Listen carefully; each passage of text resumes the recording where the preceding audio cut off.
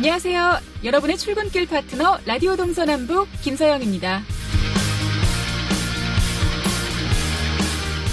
최근 교육부가 고교와 대입제도에 대해 대대적인 정책 변화를 예고하면서 초중고교 학생과 학부모들이 혼란스러워하고 있습니다. 먼저 현재 초등학교 4학년 이하는 이번 고교 서열화 해소 정책에 큰 영향을 받을 수밖에 없는데요. 고교 학점제를 적용받아야 하고 자사고와 외고, 국제고가 없어지기 때문이죠. 오죽하면 중학교 때부터 대도시로 이동을 고민하는 분들이 많다고 합니다. 중학생들도 예외는 아닌데요. 만약 자사고나 외고, 국제고로 진학할 경우 모교가 없어지거나 정체성이 단절될 수 있어 고민입니다. 고등학교 1학년생들은 서울권 주요 대학 정시 확대에 영향을 받게 되는데요. 입시 전략을 다시 짜야 하는 상황이 발생할 수 있습니다. 하지만 아직 확실한 가이드라인이 없어서 더욱더 혼란스럽습니다. 여기에 가장 큰 문제는 이런 입시 정책이 언제 또 바뀔지 모른다는 건데요. 이렇게 정책이 불안하면 사교육이나 사설 컨설팅으로 내몰린다는 점을 정부에서도 꼭 알았으면 좋겠네요. 11월 12일 화요일 라디오 동서남북 지금부터 시작합니다. 라디오 동서남북 오늘도 아침 신문으로 시작합니다. 화요일의 뉴스 메신저죠. 강원일보 윤종현 기자와 전화로 연결돼 있습니다. 안녕하십니까? 네, 안녕하세요. 네, 오늘 첫 번째 소식은 그간 가로막혀 있던 남북 관광 산업에 관한 이야기인데요. 강원도 북한 원산 관광을 새로운 돌파구로 찾고 있다고 하죠? 네, 맞습니다. 지난 11일 서울 프레스센터에서 열린 금강산 관광의 조속한 재개 촉구를 위한 기자회견에서 최문순 지사는 북한 원산 관광지구 관광 허용을 금강산 관광 재개 및 대북 문제 해결의 돌파구로 제시하면서 이목이 집중되고 있습니다. 이날 기자회견은 강원도와 고성군, 금강산 관광 재개 범도민운동본부, 금강산 기업인협의회 등이 공동으로 개최했는데요. 최문순 지사는 이 자리에서 대북 제재 문제로 지금 당장 금강산 관광 재개가 어렵다면 내년 4월 15일 개장하는 원산 지역 관광이라도 허용할 것을 마이크 펜스 미국 부통령에게 요청했다고 밝혔습니다.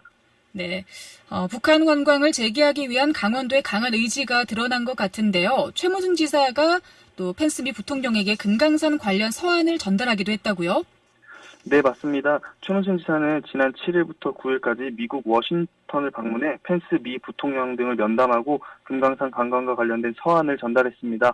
서한에는 고성 UN 평화특별도시 조성을 비롯해 남북 강원도 지사간 회동 등이 성사될 수 있도록 지원을 요청하고 6.25 전쟁 발발 70주년인 내년 2월 열리는 제2차 평창 평화포럼에 펜스 부통령을 초청하는 내용이 담겼습니다. 네, 그렇다면 최문순 지사가 북한 원산을 새로운 돌파구로 선정한 만큼 여기에 힘을 실어주기 위한 지자체와 도민들의 움직임도 상당할 것으로 예상되는데요. 어떤가요? 네, 맞습니다. 아무래도 원산과 가까운 고성군의 움직임이 눈에 크게 띄고 있는데요. 이날 이경일 고성군수는 11년째 지속되고 있는 금강산 관광 중단에 따라 고성 주민들이 겪고 있는 생활고를 설명하며 우리 정부 차원의 관광 재개를 촉구했습니다. 그는 금강산 관광은 고성 주민들의 생계와 직결된 문제라며 우리 정부 차원의 금강산 관광 금지 제재를 해제해야 한다고 강조했습니다.